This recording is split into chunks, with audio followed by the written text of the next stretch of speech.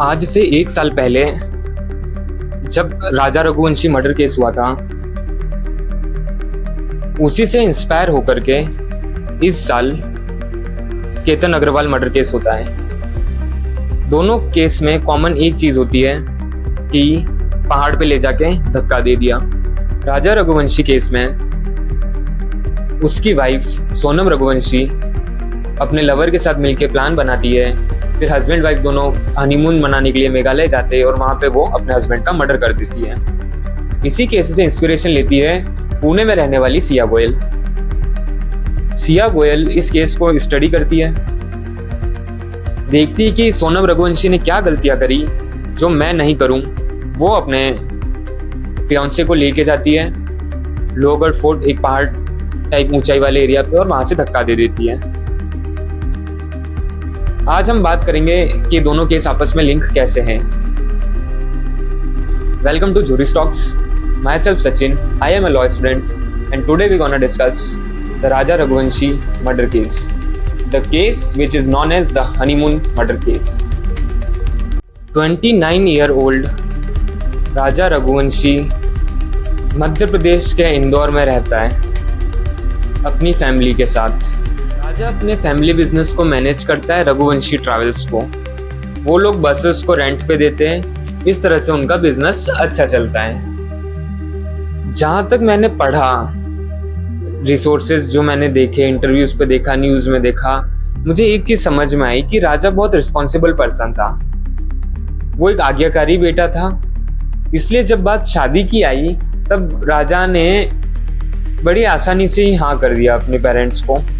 खास करके वो अपनी मदर के काफी क्लोज था, और राजा की मदर को सोनम रघुवंशी, जब पहली बार वो सोनम रघुवंशी से मिली थी राजा की मदर, तब उन्हें वो बहुत ही परफेक्ट लगी थी अपने बेटे के लिए। यट राजा को सोनम रघुवंशी उतनी पसंद नहीं थी। उसे ऐसा लगता था कि उसे वाइब्स नहीं आती थी कि सोनम रघुवंशी मुझे पसंद करती है, बट वो उसने अपनी माँ के लिए इस रिश्ते में हाँ कर दी थी। सोनम रघुवंशी या सोनम सिंह, जिसकी उम्र 24 ईयर्स है, राजा रघुवंशी जिसकी उम्र 29 ईयर्स है, दोनों एक मैट्रिमोनियल डायरेक्टरी के थ्रू मिलते हैं। दोनों की फैमिलीज एक मैट्रिमोनियल डायरेक्टरी के थ्रू आपस में मिलती है।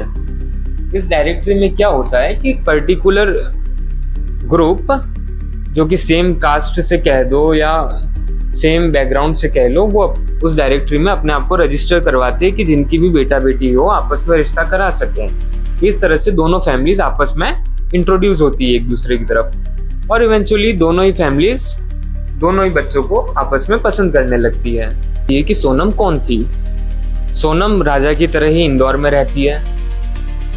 सोनम सिंह के पिताजी देवी सिंह का प्लाईवुड फैक्ट्री का बिजनेस है। उसके सारे अकाउंट्स सोनम संभालती है। जब राजा की मदर पहली बार सोनम रघुवंशी से मिली, तब उन्हें पहली बार में ही सोनम रघुवंशी बहुत पसंद आ चुकी थी। उन्हें लगा कि यही मेरे बेटे के लिए परफेक्ट बहू है, परफेक्ट मैच है ये, क्योंकि बहुत ही ये संस्कारी लड़की दिख रही थी उन्हें। और जैसा कि बहुत फैमिलीज आती ट्रेडिशनल फैमिलीज, तो उन्हें सोनम के लेकर के ऐसा लगा उनकी मदर को कि ये बहुत ही ट्रेडिशनल लड़की है, मेरे बेटे के लिए परफेक्ट रहे। फाइनली दोनों फैमिलीज एग्री हुई। सोनम और राजा ने कॉल्स चैट के थ्रू बात करना शुरू किया, क्योंकि एक अरेंज मैरिज थी तो उन्हें आपस में जानना था, तो उन्होंने धीरे धीरे चैटिंग करना, कॉलिंग, ये सब कुछ शुरू किया। जब राजा ने कहा कि मैं सोनम से अकेले मिलना चाहता हूँ, इस बात के लिए सोनम और सोनम की फैमिली ने बिल्कुल साफ मना कर दिया। जब ये बात राजा ने अपनी मदर को बताई कि मैं सोनम से अकेले मिलना चाहता हूँ, कोई मूवी डेट या कोई कॉफी डेट के थ्रू, तब राजा की मदर ने बात करी सोनम के पेरेंट्स से। तो सोनम की मदर ने कहा कि हम लोग एक बहुत ही ट्रेडिशनल फैमिली से आते हैं, और इस तरह से शादी से पहले मिलना ये हम लोग अलाउ नहीं करते हैं। अगर इसके पिताजी को पता चलेगा तो वो काफी गुस्सा हो जाएंगे। ये बात बोल के उन्होंने सोनम रघुवंशी का मिलना राजा से बंद कर दिया। हालांकि बहुत ही पुरानी सोच लगती है, साउंड करती है, बट सोनम के वालों ने ये चीज में भी किसी रीजन से करी होगी जो हम आगे देखेंगे। अब राजा की मदर इस चीज को एज अ समझती है कि ये बहुत ट्रेडिशनल फैमिली है, बहुत रिस्पेक्टेड फैमिली है, इस तरह से वो इस चीज को लेती है पॉजिटिव वे में। बट राजा को यहाँ भी कुछ समझ आता नहीं है, वो अपनी फैमिली की बात मानता है एज जैसे कि मैंने बताया कि वो एक बहुत ही आज्ञाकारी बेटा था, तो वो अपनी फैमिली की बात मानता है। सोनम घंटों तक राजा के मैसेजेस का रिप्लाई नहीं देती है, टाइम से कॉल नहीं उठाती है। इस चीज से राजा बहुत परेशान होता है। वो अपनी मदर को बोलता है, उसकी मदर सोनम से बात करती है और समहाउ अब सोनम उससे बात करने लगती है राजा से। बट राजा इस चीज से कहीं ना कहीं अनसेटिस्फाई रहता है। बात आ जाती है शादी की। 11 मई 2025 को सोनम और राजा रघुवंशी की शादी होती है। They both got married.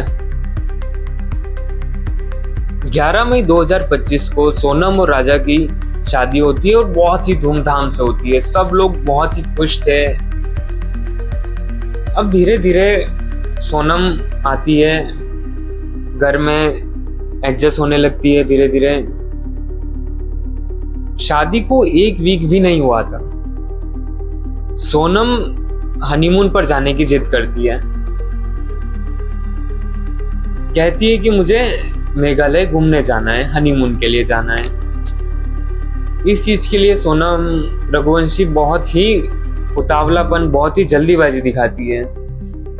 हालांकि राजा रघुवंशी का कहना था कि अभी तो शादी हुई है, आराम से जाएंगे, हमें कोई जल्दीबाजी नहीं है। बट सोनम रघुवंशी क्या करती है कि टिकट बुक करा देती है एडवांस में ही, और ये बात राजा को पता भी नहीं होती है।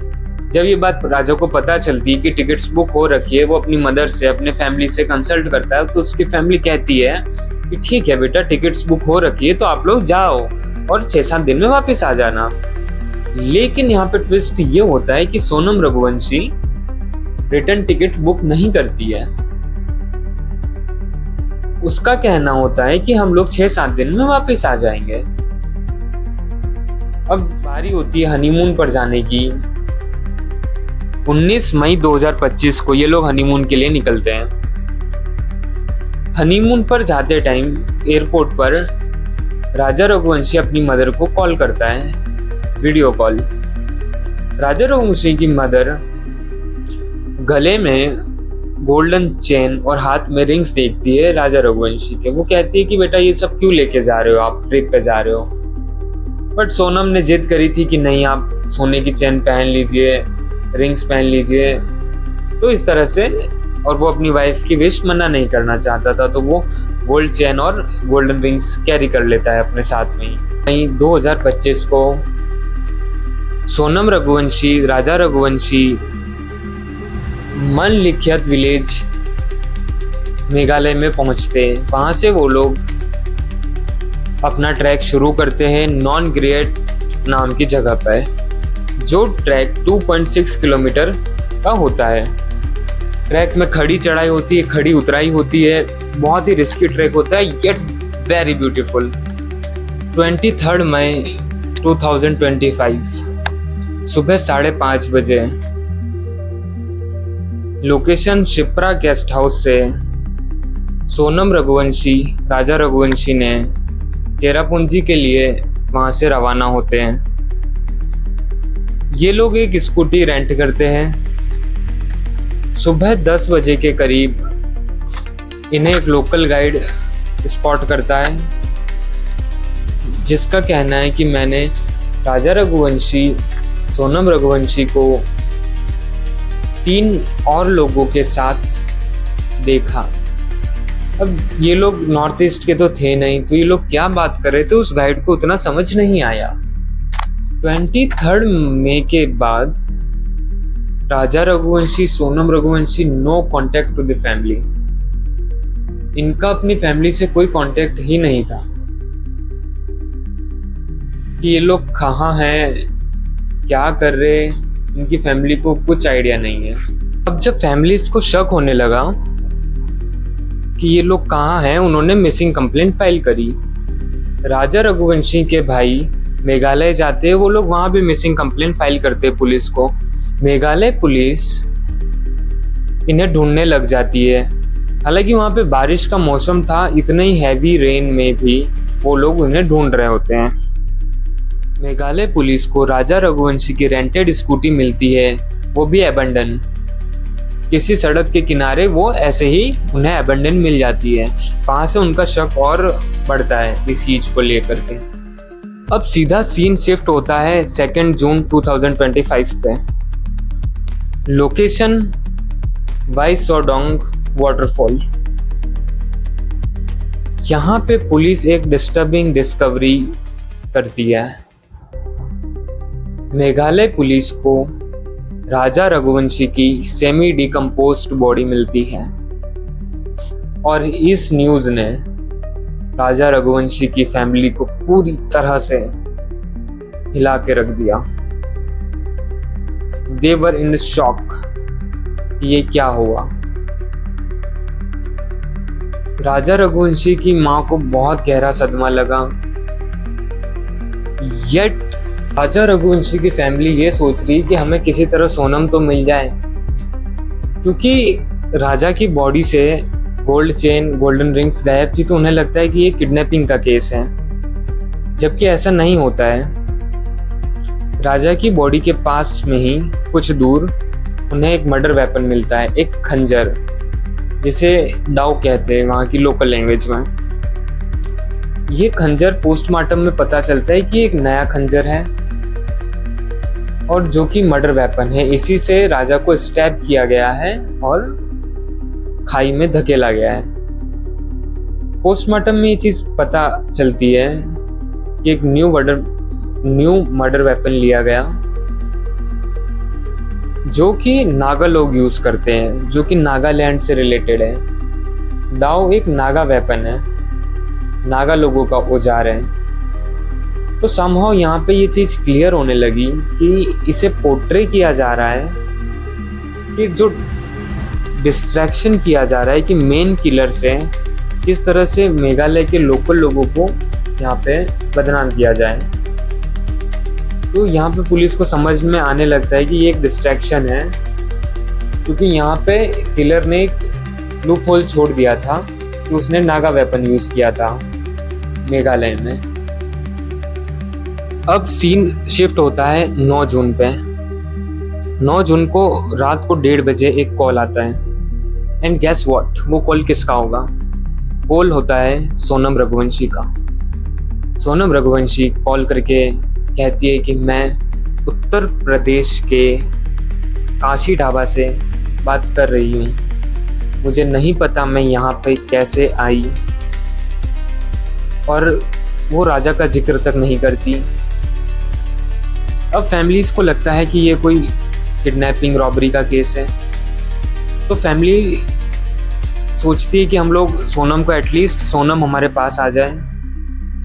सोनम गायब थी, सोनम का कॉल आता है, तो फैमिली पुलिस को इन्फॉर्म करती है। वो लोग सोनम को वहाँ से रिकवर करते हैं। सोनम का फिजिकल टेस्ट होता है, फिजिकल चेकअप होता है उसका। वहाँ पे सोनम कुछ क्लियरली बताती नहीं है कि वो मेघालय से यूपी के काशी ढाबा में कैसे पहुंची। सोनम बोलती है कि मुझे इस चीज़ का नहीं पता। सोनम यहाँ पे क्लूलेस होती है कि मैं क्या जवाब दूँ। सोनम नहीं बता पाती है इस चीज़ को। अब तक फैमिलीज, मीडिया, सब लोग मेघालय पुलिस को, मेघालय के लोकल लोगों को ब्लेम करते हैं, डिफेम करते हैं कि किस तरह से इन लोगों ने रॉबरी की और बेकसूर लोगों को इन्होंने मर्डर किया, रॉबरी करके मार दिया। अब गाजीपुर पुलिस और मेघालय पुलिस आपस में मिलती है। नेक्स्ट डे सोनम को फिजिकल चेकअप के बाद मेघालय लेके जाया जाता है। जब ये चीज़ पुलिस पूछती है कि आप मेघालय से वहाँ पे कैसे पहुंची, सोनम इस बारे में कुछ नहीं बताती है। अब सोनम का वहाँ पे पूछताछ होती है, इन्वेस्टिगेशन होती है, इंटरोगेशन होती है। तब मेघालय पुलिस एक बहुत बड़ा खुलासा करती है। मेघालय पुलिस स्टेटमेंट देती है कि सोनम रघुवंशी ने कन्फेस किया है कि उसने 3 कॉन्ट्रैक्ट किलर के साथ मिलकर अपने हस्बैंड राजा रघुवंशी का मर्डर किया है। ये 3 लोग विशाल चौहान, आकाश राजपूत और आनंद कुर्मी, ये तीनों कॉन्ट्रैक्ट किलर सोनम के साथ थ्रू आउट द वेकेशन, पूरी ट्रिप पे ये लोग सोनम और राजा रघुवंशी के साथ में रहते हैं और वहाँ ये प्लान करते हैं। ये तीनों लोग उसे मिलते भी हैं और ये तीनों उसे कन्विंस कर देते हैं कि हमें लोकल गाइड क्यों नहीं लेना चाहिए। और जब ये लोग वाटरफॉल पे जाते हैं, तीनों किलर, जब सोनम रघुवंशी और राजा रघुवंशी वाटरफॉल की ओर जाते हैं, ये तीनों किलर वहाँ पे पहले से ही राजा रघुवंशी का इंतजार कर रहे होते और आते ही जो मर्डर वेपन था, डाव, खंजर, उससे बेरहमी से उसकी जान ले लेते हैं। और ये पूरा मंजर सोनम रघुवंशी खड़ी खड़ी देखती और कहती है कि मारो इसे जान से मार दो। बेरहमी से ये पूरा मर्डर होते हुए वो देखती और चिल्लाती है कि मारो इसे, मारो इसे। जब मेघालय पुलिस ने ये स्टेटमेंट दी कि Sonam has killed his husband because she had an affair with Raj Kushwaha, a 20-year-old boy who is working in his father's factory. राज कुशवाहा सोनम रघुवंशी के पिताजी की फैक्ट्री में अकाउंट्स और बिलिंग का काम देखता था, जो कि सोनम से 4 साल छोटा था। हालांकि सोनम अपनी मदर को ये बात बताती है कि मैं राज कुशवाहा से प्यार करती हूँ, मैं उसी से शादी करना चाहती हूँ। बट सोनम रघुवंशी की मदर का ये स्टेटमेंट होता है कि वो हमारी कास्ट से नहीं है, इसलिए हम तुम्हारी शादी उससे नहीं कर सकते, और वो इकोनॉमिकली उतना स्ट्रांग भी नहीं है, फाइनेंशियली वीक है वो। इस वजह से सोनम के पेरेंट्स इस रिश्ते के लिए डिनाई कर देते हैं। सोनम रघुवंशी अपनी मदर को कहती भी कि आप भले मेरे अरेंज मैरिज करा लो, पर देखना इसका क्या अंजाम होगा। इस बात को कोई सीरियसली लेता नहीं है, सब इसे इग्नोर कर देते हैं। सोनम रघुवंशी अपने बॉयफ्रेंड के साथ मिलके, राज कुशवाहा के साथ मिल करके 3 कॉन्ट्रैक्ट किलर्स हायर करती है, विशाल चौहान, आकाश राजपूत, आनंद कुर्मी। ये तीनों कॉन्ट्रैक्ट किलर्स होते हैं और इस तरह से ये लोग एक मर्डर प्लान करते हैं। मेघालय में जाते हैं, वहाँ पे हनीमून मनाना था इन्हें और वो मर्डर करके आती है। सोनम रघुवंशी के पिताजी को ये बात पता चलती, वो डिनाई कर देते हैं। उनका कहना है कि नहीं, मेरी बेटी ऐसा कर ही नहीं सकती है। लेकिन सोनम रघुवंशी का भाई का स्टेटमेंट आता है कि मैं 100% श्योर हूं कि ये मर्डर सोनम रघुवंशी ने ही किया है। अब पुलिस इस बारे में पता करती है और समहाउ ये चीज सच साबित होती है। मुझे एक चीज समझ में यहाँ नहीं आई कि एक लड़की एक मर्डर करने का करेज ले सकती है, उसमें एक मर्डर करने की हिम्मत है, पर उसमें इतनी हिम्मत नहीं कि वो अपने पेरेंट्स के अगेंस्ट जाके अपने जिससे वो लव करती है, जिससे वो प्यार करती है, उसके लिए वो स्टैंड ले सके। उसे स्टैंड लेने से ज्यादा आसान मर्डर करना लगा। एज ए सोसाइटी ये चीज बहुत आजकल कॉमन होती जा रही है कि एक हस्बैंड और वाइफ का जो रिलेशनशिप है ये लाइफ लॉन्ग वाला है, कि लाइफ पार्टनर की तरह जो है एक दूसरे को ट्रीट करना है अब। बट सोनम रघुवंशी, एक मुस्कान ब्लू ड्रम वाला केस, अभी एक केतन अग्रवाल का केस, इन सब से समझ में आ रहा है कि अब ये रिलेशनशिप्स, अरेंज मैरिज, ये चीज़ें धीरे धीरे ख़त्म हो रही है। समहाउ सोनम रघुवंशी के पेरेंट्स की भी यहाँ पे एक गलती कह लो या जो कुछ भी कह दो उस चीज़ को, कि अगर वो इंटरकास्ट मैरिज के लिए मान जाते हैं तो शायद सोनम ये स्टेप कभी नहीं उठाती। But Sonam is like a psycho girl, क्योंकि जो अपने पेरेंट्स के अगेंस्ट नहीं जा सकती है लेकिन एक मर्डर कर सकती है। किस तरह की मेंटेलिटी हो सकती है आप सोचिए। और इसी से इंस्पायर्ड होती है सिया गोयल, जो केतन अग्रवाल का मर्डर करती है। इसने इन्वेस्टिगेशन में पाया कि शादी के दिन सोनम रघुवंशी ने एक कॉल पर 6 घंटे बात करी है। 6 आवर्स की कॉल डिटेलिंग के बाद जब उन्हें पता चला कि ये बात उसने राज कुशवाहा के साथ करी है, ये वही कॉल रिकॉर्डिंग थी जिसमें इन्होंने इन डिटेल में पूरा मर्डर प्लान किया था। अब जब 3 कॉन्ट्रैक्ट किलर्स सोनम, राजा रघुवंशी मेघालय की ट्रिप के लिए निकलते हैं, वहाँ पे राजा रघुवंशी का मर्डर करते हैं। ये मर्डर के बाद सोनम रघुवंशी शिलोंग से गुवाहाटी के लिए कैब लेती है। मई 25 को वो ट्रेन से वापस इंदौर जाती है। इंदौर से वो फतेहपुर राज कुशवाहा के साथ जाती है और वहाँ पे फ्लैट में रुकती है। फाइनली मई 28 को वो वाराणसी के काशी ढाबा में पहुँचती है। 9 जून को वो काशी ढाबा से कॉल करती है और वो कॉल आता है रात को 1:30 बजे। पुलिस सोनम और राज कुशवाहा को मर्डर के चार्जेस में अरेस्ट करती है। अब यहाँ पे बात आती है कि करंट स्टेटस क्या है सोनम रघुवंशी केस का। सोनम रघुवंशी को फिलहाल सुप्रीम कोर्ट से बेल मिली हुई है। इस पूरे केस से सिया गोयल बहुत इंस्पायर होती है। सिया गोयल इस केस को बहुत डीपली स्टडी करती है। उसे समझ आता है कि सोनम ने क्या गलती करी। वो देखती है कि सोनम ने कॉन्ट्रैक्ट किलर हायर करे थे, Siya Goyal contract killer hire नहीं करती है, लेकिन सिया गोयल कुछ नई गलतियां कर देती है।